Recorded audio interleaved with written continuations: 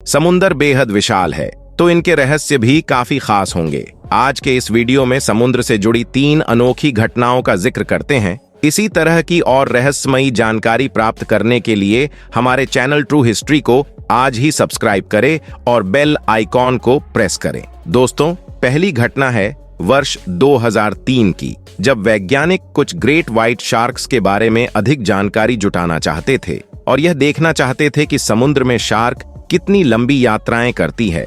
इसलिए वैज्ञानिकों ने एक के बाद एक कई सारी ग्रेट व्हाइट शार्कों पर बड़ी मेहनत करके ट्रैकर लगाए। ये ट्रैकर न सिर्फ शार्कों के आगे बढ़ने वाले रूट का डाटा स्टोर रखने में सक्षम थे, अपितु इनमें इस तरह के सेंसर भी लगाए गए थे जो शार्क के शारीरिक तापमान जैसी गतिविधि पर भी निगाह रख सकते थे।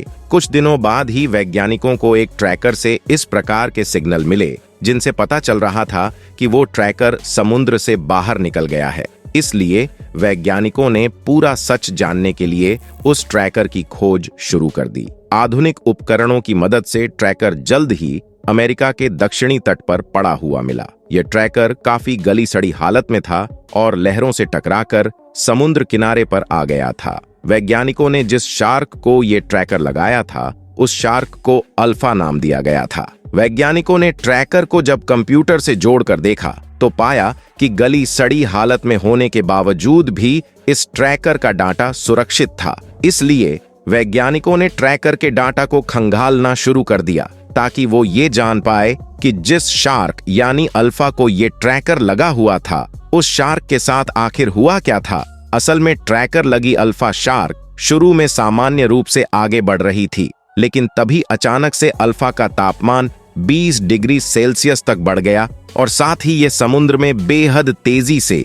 1900 मीटर की गहराई पर पहुंच गई। अमूमन शार्क अधिकतम 1100 फीट की गहराई तक ही तैर सकती है, इसलिए अल्फा शार्क का समुद्र में 1900 मीटर की गहराई तक पहुंच जाना संभव नहीं था। वहीं दूसरी बात यह रही कि समुद्र में अधिक गहराई पर जाने से तापमान कम होता है, परंतु अल्फा शार्क के शरीर का तापमान तो गहराई में जाने के बावजूद भी अचानक से 20 डिग्री सेल्सियस तक बढ़ गया था। इस तमाम घटनाक्रम के पीछे का कारण एक ही हो सकता था, वो यह कि बेचारी अल्फा को किसी बहुत बड़े जीव ने साबूत ही निगल लिया था और वो जीव गहरे पानी का निवासी था, जिसके पेट में पहुंचने की वजह से मिली गर्मी के कारण अल्फा शार्क के शरीर का तापमान भी बढ़ गया था। बाद में इस जीव ने जब कुछ दिनों बाद अपना पेट साफ किया तो ये ट्रैकर वजन में हल्का होने के कारण वापस समुद्र में ऊपर आ गया और वहां से लहरों के जोर के कारण किनारों तक पहुंच गया। लेकिन वो कौन सा जीव था जो एक विशाल ग्रेट व्हाइट शार्क को एक ही बार में पूरा निगल सकता था? इस सवाल का जवाब आज तक खोजी वैज्ञानिक नहीं खोज पाए हैं। अब दूसरी घटना की ओर बढ़ते हैं। दोस्तों, काफी संभावना है कि आपने मैरी सेलेस्टे जहाज की कहानी पहले भी सुनी हो, परंतु क्या करें, यह कहानी इतनी रोचक है कि जितनी बार भी सुनते हैं हर बार नई लगती है। इसीलिए इस कहानी को एक बार और सुनने में कोई बुराई नहीं है। यह बात है 5 दिसंबर 1872 की, जब ब्रिटिश जहाज जिसका नाम डे ग्रेशिया था, पूरी रफ्तार से समुद्र में दौड़ा चला जा रहा था। ये जहाज पुर्तगाल से करीब 1500 किलोमीटर पश्चिम की तरफ पहुंच गया था और इसके कप्तान डेविड मोरहाउस थे। अचानक से कप्तान मोरहाउस और उनके जहाज पर मौजूद अन्य क्रू सदस्यों को अपनी और एक दूसरा शिप आता हुआ दिखाई दिया। जब कप्तान मोरहाउस ने गौर से देखा तो वो काफी हैरान हुए, क्योंकि उनकी ओर आने वाला ये शिप असल में मैरी सेलेस्टे था, जिसके कप्तान खुद मोरहाउस के खास दोस्त बेंजामिन स्पूनर थे। मोरहाउस हैरान इसीलिए भी हुए क्योंकि बेंजामिन कई दिनों पहले अपने इस जहाज यानी मैरी सेलेस्टे को लेकर इटली की ओर निकले थे और अब तक उन्हें इटली पहुंच जाना चाहिए था। फिर भला वो बीच समुद्र में चहलकदमी क्यों रहे थे? जब मैरी सेलेस्टे कप्तान मोरहाउस के जहाज के बिल्कुल करीब आ गया तो मोरहाउस ने देखा कि मैरी सेलेस्टे पर कोई भी इंसान मौजूद नहीं था। यह देखकर कप्तान मोरहाउस के चेहरे पर चिंता की लकीर खींच गई। वो अपने कुछ साथियों के साथ एक छोटी नाव पर सवार होकर मैरी सेलेस्टे तक पहुंचे ताकि यह सुनिश्चित कर सके कि सब कुछ ठीक है या नहीं। लेकिन मैरी सेलेस्टे जहाज पर तो पूरी तरह से सन्नाटा पसरा हुआ था। जब यह जहाज रवाना हुआ था तो इस पर कम से कम 10 इंसान सवार थे, जो सब के सब गायब हो चुके थे। कप्तान मोरहाउस ने पूरे जहाज का मुआयना किया तो उन्हें जहाज पर किसी प्रकार के लूटपाट के संकेत भी नहीं मिले। जहाज पर मौजूद सारा सामान सही ढंग से रखा हुआ था। मैरी सेलेस्टे पर 1701 बैरल इंडस्ट्रियल अल्कोहल रखी हुई थी जो अभी भी सही सलामत थी। जहाज पर मौजूद सारा कीमती सामान भी ज्यों का त्यों था और इस पर इतना राशन भी था जिससे करीब 6 महीनों का गुजारा आसानी से चल जाए। उन दिनों यूरोप के लोगों में पाइप पीने का बड़ा शौक था। हर व्यक्ति अपना पाइप अपने साथ ही रखता था, परंतु इस जहाज पर सभी पाइप एक ही जगह पड़े हुए थे। कप्तान मोरहाउस ये नहीं समझ पाए कि यदि किसी कारण से मैरी सेलेस्टे पर सवार इंसानों को जहाज छोड़कर भी जाना पड़ा था तो वह लोग अपने पाइप यहाँ क्यों छोड़ गए। मैरी सेलेस्टे जहाज पर लॉग एंट्री की एक डायरी मिली जिस पर आखिरी एंट्री 11 दिनों पहले की थी, यानी यह जहाज पिछले 11 दिनों से लावारिस हालत में समुद्र में भटक रहा था। कप्तान मोरहाउस लाख कोशिश करने पर भी यह पता नहीं लगा पाए कि आखिर मैरी सेलेस्टे पर मौजूद लोग इस तरह से कैसे गायब हो गए। ना ही इस जहाज पर लूटपाट हुई, ना ही यह समुद्र में डूबने वाला था और ना ही इस पर किसी समुद्री जीव के हमले के कोई सबूत दिख रहे थे। तो फिर इस जहाज पर सवार इंसान मैरी सेलेस्टे को छोड़कर क्यों भाग गए। खैर, उस वक्त समुद्र का एक नियम था कि अगर किसी व्यक्ति को कोई दूसरा जहाज या कार्गो बीच समुद्र में लावारिस हालत में मिलता है और वह व्यक्ति उस जहाज या सामान को समुद्र से बाहर लेकर आता है तो वह व्यक्ति बचाई गई संपत्ति के मूल्य के अनुरूप इनाम का हकदार होता है।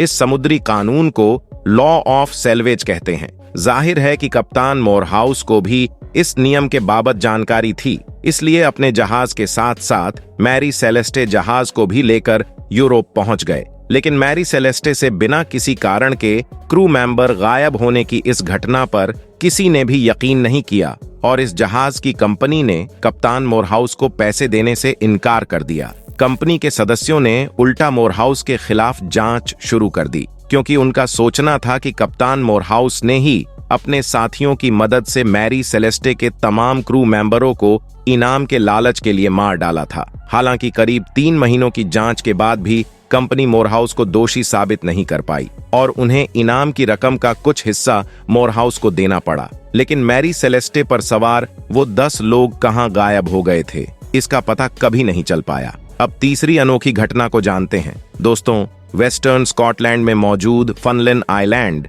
कई छोटे छोटे आइलैंड्स का एक समूह है। 16 दिसंबर वर्ष 1900 के दिन एक शिप इस द्वीप पर बने लाइट हाउस के निकट से गुजरा तो उस शिप ने पाया कि असल में ये लाइट हाउस कार्य नहीं कर रहा था। अपने गंतव्य स्थान पर पहुंचकर शिप ने उस एजेंसी से संपर्क किया जो एजेंसी फनलिन आइलैंड पर मौजूद इस लाइट हाउस के रख रखाव हेतु जिम्मेदारी संभाले हुए थी। एजेंसी को सूचना दी गई कि उनका लाइट हाउस कार्य नहीं कर रहा है, इसलिए वहां शीघ्रता से कर्मचारी भेजकर लाइट हाउस को शुरू किए जाने की आवश्यकता है। परंतु इस एजेंसी का कहना था कि करीब 1 सप्ताह पहले ही इस लाइट हाउस की देखरेख और इसे कार्यवृत्त रखने हेतु 3 कर्मचारी भेजे जा चुके हैं। ऐसे में भला लाइट हाउस बंद कैसे हो सकता है। खैर, मामले की पूरी जानकारी जुटाने के लिए इस एजेंसी ने एक छोटा जहाज लाइट हाउस की ओर जांच हेतु भेजा। इस जहाज में लाइट हाउस के कर्मियों के लिए भोजन इत्यादि भी था। इस जहाज के कप्तान का नाम हार्वी था, जिन्हें उनके कुछ सहायकों एवं जोसेफ नामक एक जांचकर्ता के साथ यहां भेजा गया था। जब कप्तान हार्वी, जांचकर्ता जोसेफ और उनके साथी आइलैंड पर पहुंचे तो जो पहली अनोखी चीज उन्होंने देखी वो यह कि भोजन की जो भी सामग्री इस लाइट हाउस पर रहने वाले 3 लोगों के पास थी, उस सामग्री को लाइट हाउस से बाहर फेंक दिया गया था। यह देखकर जांचकर्ता जोसेफ का चौंक जाना स्वाभाविक था। भला कोई अपने भोजन को इस तरह से बाहर क्यों फेंकेगा। खैर, इस भोजन को छोड़कर जोसेफ अपने साथियों सहित लाइट हाउस के भीतर जाने के लिए दरवाजे के पास पहुंचे तो उन्होंने पाया कि लाइट हाउस के दोनों ही दरवाजे भीतर से बंद थे। अब जोसेफ समझ गए कि लाइट हाउस कर्मी अंदर ही मौजूद होने चाहिए, इसलिए उन्होंने दरवाजों को खटखटाना शुरू किया, परंतु अंदर से कोई आवाज नहीं आई और ना ही दरवाजे खोले गए। इसलिए जोसेफ और उसके साथियों ने अपने उपकरणों की मदद से जबरदस्ती दरवाजों को खोला, क्योंकि उन्हें लगा कि अंदर मौजूद 3 कर्मी शायद मारे जा चुके हैं। परंतु जब वह सभी लाइट हाउस के अंदर घुसे तो उन्हें वहां कोई भी नहीं मिला। अब यहाँ से घटनाक्रम बिल्कुल ही समझ से बाहर हो गई। यदि लाइट हाउस में रहने वाले वो तीनों कर्मी कहीं भाग गए थे तो भला लाइट हाउस के दोनों ही दरवाजे अंदर से बंद कैसे हुए? इस लाइट हाउस में सामान बिखरा हुआ था और ऐसा लग रहा था कि तीनों कर्मी अचानक से किसी चीज से डरकर यहाँ से भागे थे। उसके बाद कप्तान हार्वी और जोसेफ ने पूरा आइलैंड छान मारा, परंतु उन 3 लाइट हाउस कर्मियों का कहीं कोई अता पता नहीं चल पाया। बाद में इस पूरे केस की जांच करने के लिए सुपरिंटेंडेंट रॉबर्ट मॉयहेड को भेजा गया। रॉबर्ट को अपनी तहकीकात के दौरान इस लाइट हाउस की लॉक बुक मिल गई। इस लॉक बुक में लाइट हाउस कर्मचारियों को प्रतिदिन गुजरने वाले जहाजों और मौसम संबंधी जानकारी को लिखना होता था। रॉबर्ट ने पाया कि इस लॉक बुक में 15 दिसंबर तक का ही लेखा जोखा था। वहीं 15 तारीख के बारे में उन कर्मियों ने जिक्र किया था कि आज मौसम साफ है। लाइट हाउस के दरवाजे भीतर से कैसे और क्यों बंद किए? दोस्तों, ये ऐसे सवाल थे जिनका जवाब कभी किसी को नहीं मिला और बेचारे वह लाइट हाउस कर्मी हमेशा के लिए गायब हो गए। वैसे आपका क्या अनुमान है? अपनी राय कमेंट बॉक्स में अवश्य लिखें। मिलते हैं एक नए वीडियो के साथ। आपका बहुत बहुत धन्यवाद।